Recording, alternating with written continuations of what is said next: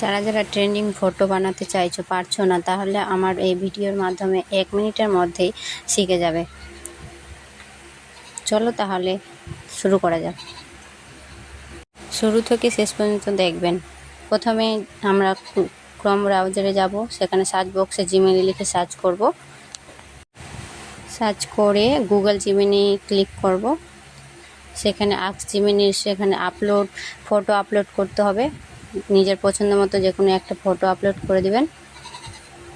তারপর এই ask Gmail যেখানে, ওখানে একটা ফর্ম পেস্ট করতে হবে। সেই ফর্মটা আমার কাছে আছে, যার যার দরকার আছে তাহলে বলবে আমাকে কমেন্টে, আমি দিয়ে দিব। এই ফর্মটা পেস্ট করার পরে কিছুক্ষণ ওয়েট করতে হবে, জাস্ট 1 মিনিটের মধ্যেই হয়ে যাবে।